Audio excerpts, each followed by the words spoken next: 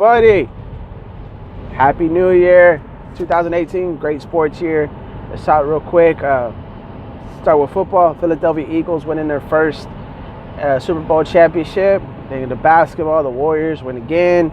Of course, 3 out of 4 years. And NHL, Washington Capitals won. I don't really watch NHL, but I did know that.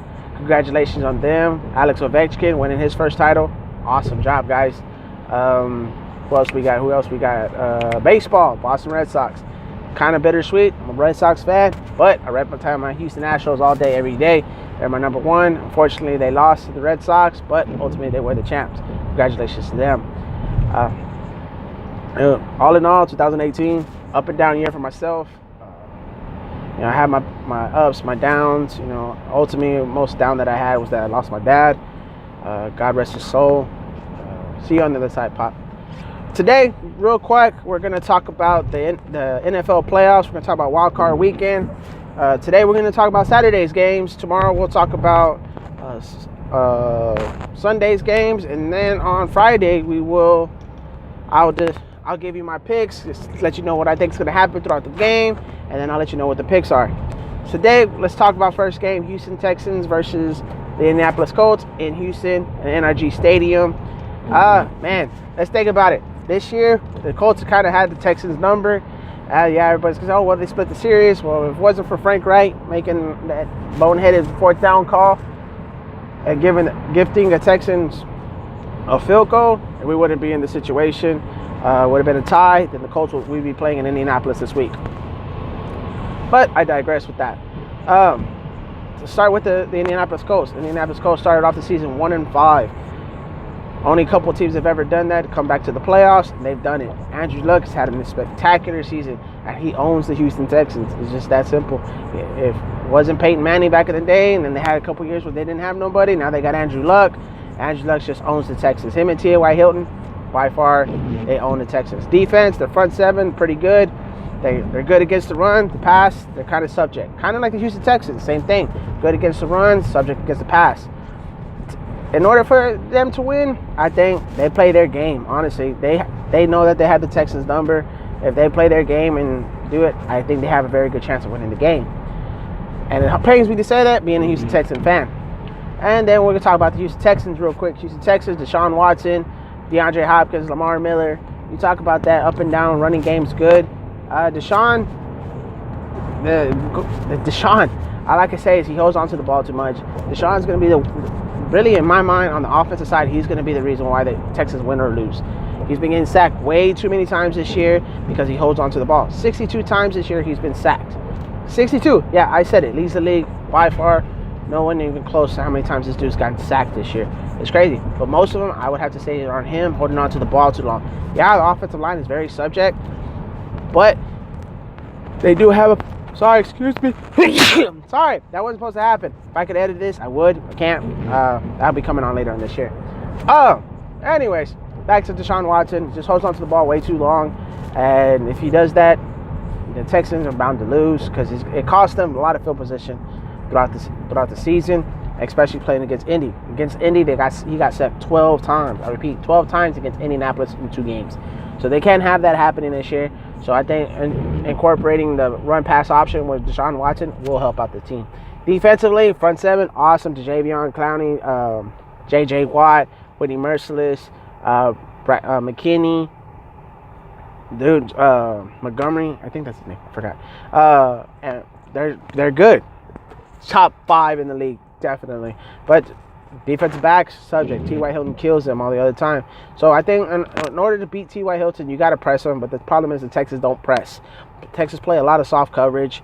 They do play man up. They're really good on the man up position, but they have to press, especially with T.Y. Hilton. You got to get him off his rhythm.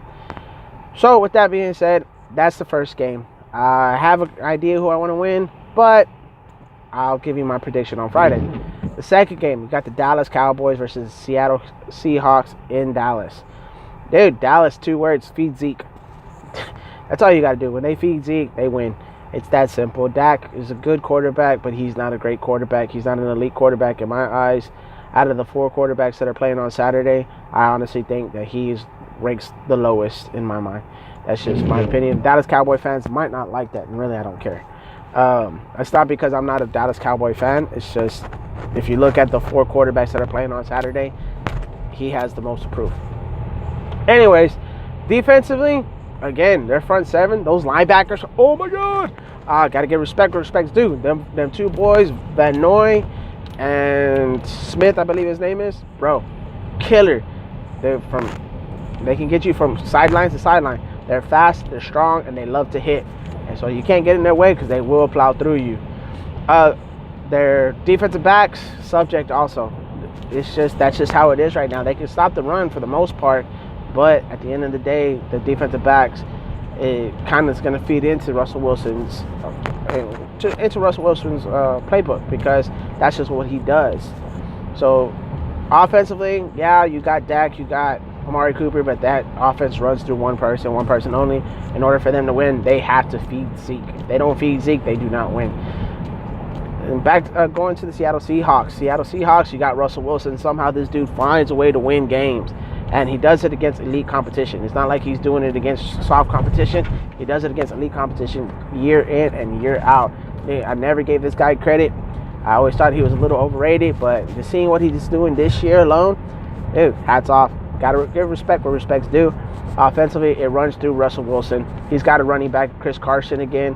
He hasn't had a running back since Marshawn Lynch. And as long as they get him involved, they're good. And if you come to first and go at the 1 yard line, hand the damn ball off, Russell. Do not throw the ball, okay? Just hand it off. Hand it off. You're always going to be known for that. It doesn't matter. I don't care if it's Pete Carroll. Now let's talk about that defense, though. That defense. Oh, there's no more Legion of Boom. The Legion of Boom this, Legion of Boom that.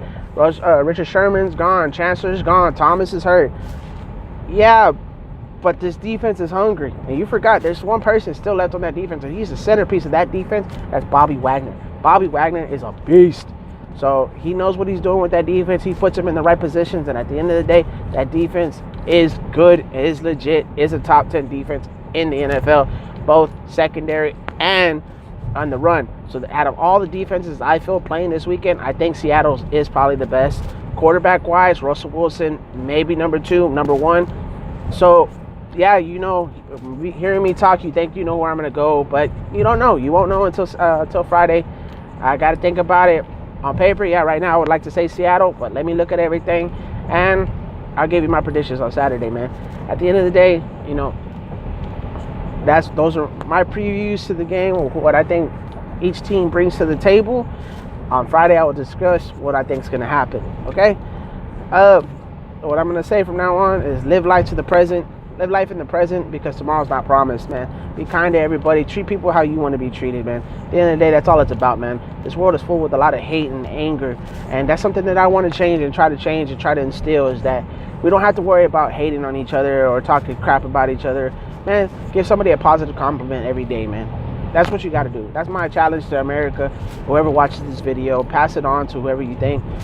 Just be kind to others and respect others. Respect people like you want to be respected, because at the end of the day, that's all that matters. We all got to love each other, man. This is one world. See you later, man. Be safe.